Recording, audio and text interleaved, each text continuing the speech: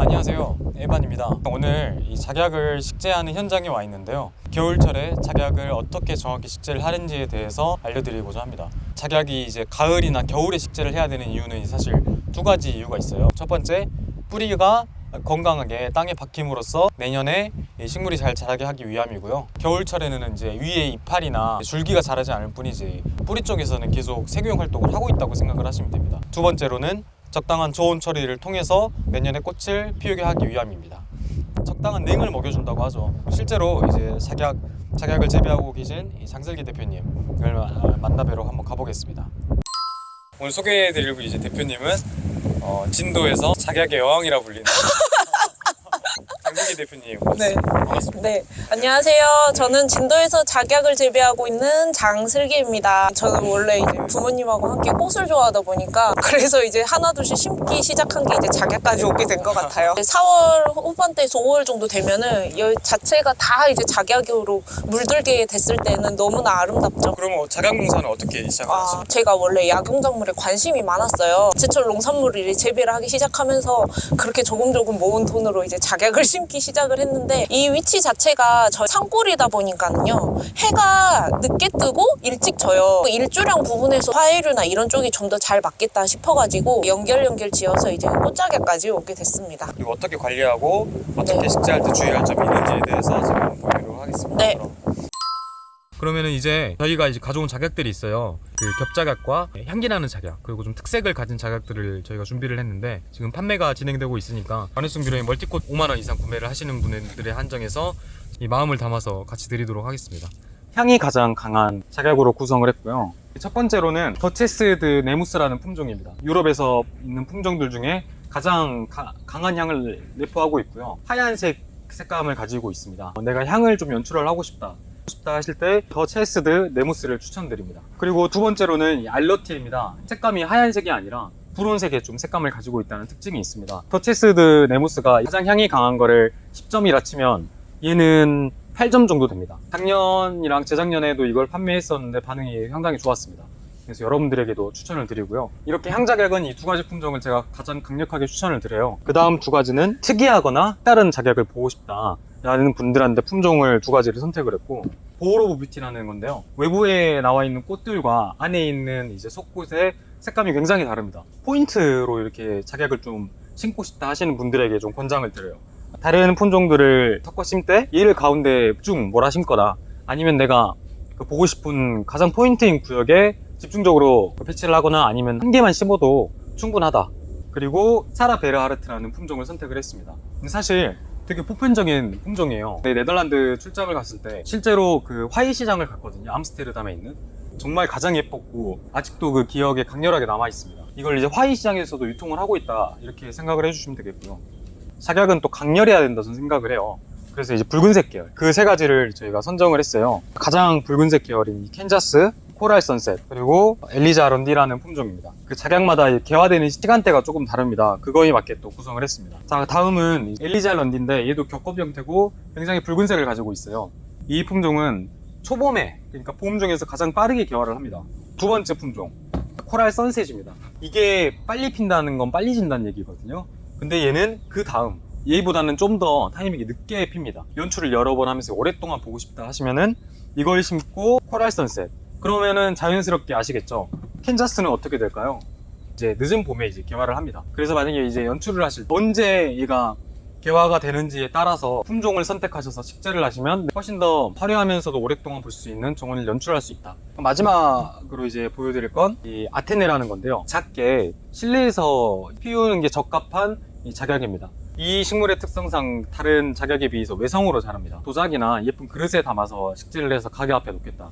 전 개인적으로 아테네 정말 추천드립니다. 준비물은 아주 간단합니다. 작약을 커팅시킬 전지 가위가 필요하고요. 작약을 그냥 식재해도 되는데 가능하면 소독을 해주시는 게 좋아요. 왜냐면 병균이 많이 묻어있고 그런 것들은 처음에 식재할 때 얘가 생장을 하는 데 있어서 방해가 될 수 있기 때문에 소독제죠.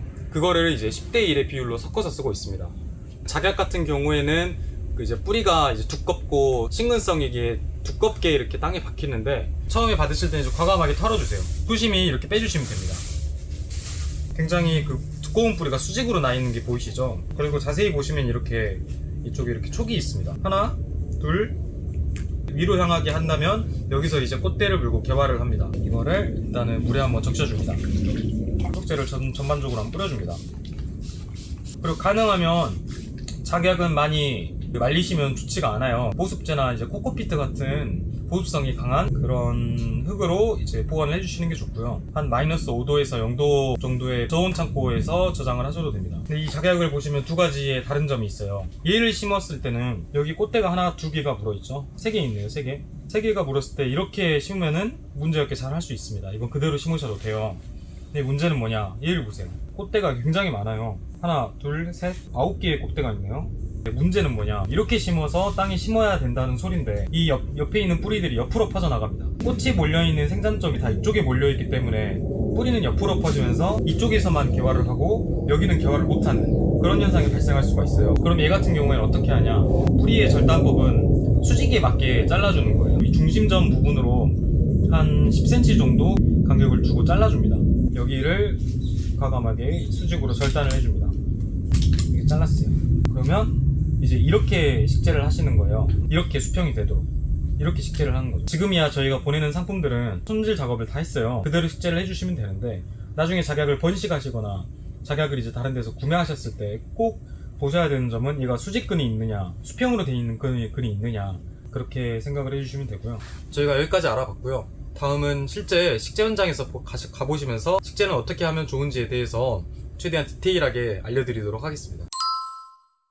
보시는 것처럼 지금 고랑을 쳤습니다. 물이 빠지도록 제가 이렇게 유도를 해놨거든요. 비가 많이 올 때 고사를 많이 해요. 물이 흐를 때 물이 잘 빠지도록 이게 첫 번째 작업이고요. 특히 작약 같은 경우에는 신금성 품종이라 물이 너무 많아 버리면 얘들이 썩어버리거든요. 그만큼 배수가 중요하기 때문에 반드시 고랑을 쳐주시고요. 식재하기 전에 이제 땅을 골라주는 작업을 해야겠죠. 이제 푸석푸석하게 땅 흙을 만들어서 착근 과정에서 식재할 때 부러지거나 손상이 입지 않도록 하는 게 중요하고, 두 번째는 고랑 친 곳에서 문제가 뭐냐면 초가 많이 자라요. 그래서 대초 매트 같은 거 있잖아요. 꼭 이렇게 덮어주시는 게 좋습니다. 기본적으로 작약은 한 50cm 간격 정도로 식재하시면 좋습니다. 2-3년 뒤에는 퍼지면서 개화를 하기 때문에 그것까지 생각해 주셔서 좀 어느 정도 거리를 두시는 게 좋은데,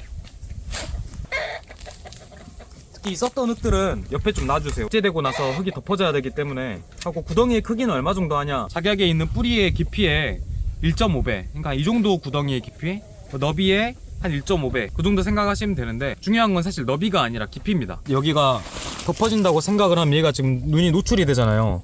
여기 있는 촉들이 나오면 안 돼요, 흙에. 그래서 이 촉들을 한 5cm 정도 덮어줘야 돼요. 그러면은 얘보다는 덮어야겠죠. 지금 보면은 이제 여유가 상당히 있죠. 여기 나와 있는 흙들을 좀 잘게 부숴주세요. 이렇게 좀 잘게 부수겠습니다. 원래는 그냥 식재하면 되지만 비료를 그래도 가능하면 나무가 처음에 착근할 때 도움을 주면 좋잖아요. 적당히 섞어주시면 됩니다. 다만 너무 과하게만 섞지 마세요. 라인을 잡아볼게요. 이 정도 덮인다고 보면은 좀 균일하게 근데 넣어줘야 돼요. 왜냐면 한쪽으로 넣어버리면 얘가 수직이 안 잡히기 때문에. 하시면서 좀 흙도 좀 부숴주시고, 제일 중요한 건 식재할 때 촉이 항상 수직을 향하게, 가능하면 자리를 잘 잡아주는 게 좋겠죠. 이렇게 계속 붓겠습니다. 이 정도 덮였는데 지금 여기가 굉장히 푸석푸석한 상태입니다. 물을 주실 때는 한 번에 세게 주시는 게 아니라 좀 천천히 주셔야 돼요. 물이 내려가면서 공극을 채워주기 때문에 물 주변에 있는 흙도 같이 이렇게 준다는 느낌으로 주셔야 돼요. 그러다 보니까 전체적으로 주되 가운데를 중심으로 주자. 어쨌든 주변 부분보다 좀 들어가 있죠. 그럼 이런 부분들을 위를 좀 이렇게 덮어줄게요. 이 정도만 좀 넣어주겠습니다. 마무리로 만원성 비료를 조금만 더 얹어주시는 게 좋아요. 왜냐면 어쨌든 양분이라는 게 위에서 아래로 내려가잖아요. 한 이 정도만. 그래서 좀 주변부로 좀 뿌려주자. 많이 뿌리지 마세요. 이렇게 하면은 작약이 식재가 이제 완료가 됐습니다. 비료를 도대체 언제 주냐, 이런 질문들을 많이 하시는데, 식재하시면서 주시면 원래 원칙대로는 안 됩니다. 비료를 줘버리면은 뿌리와 맞닿아 있는 주변의 흙들이 염류이온이나 그런 이온 용도가 높아지기 때문에 뿌리에 있는 물을 흡수해버려요. 고사될 확률이 있습니다. 두 번째로 계속 생장을 하다 보니까 물을 빨아들이는 줄기가 있는데, 그 줄기들이 전부 다 중간에 이제 경화가 되고 겨울을 대비해야 할 준비를 해야 되는데, 그걸 못하다 보니까 계속 자라다가 냉해를 입어서 터져버립니다. 가을이나 초겨울에 나무를 식재하시기 가장 좋지만 비료를 주시면 안 되는 이유가 거기 있습니다. 그것도 해결하는 방법이 있어요. 완효성 비료라고 해서 6개월 동안 조금씩 이렇게 녹는 비료가 있거든요. 알비료라고도 하고요. 흙이랑 같이 섞어서 식재해 주시면은 굳이 봄에 주지 않더라도 자연스럽게 영양분이 녹아들고 봄에 이렇게 과하게 주지 않아도 되는 장점이 있습니다. 이 보통 완효성 비료라는 걸 써요. 완효성 비료라 함은 6개월 동안 조금씩 영양제를 녹여서 사용하는 제품입니다. 저희가 이 서비스로 드릴 거예요. 작약이 지금 이 한 주당 2만 원에 판매를 하고 있습니다. 작약을 이제 5만 원 이상 사신다, 저희가 이 멀티 코트를 서비스로 넣어서 보내드릴 예정입니다. 이상으로 오늘 이 작약에 대해서 많이 알아봤고요. 이상 예반이었습니다.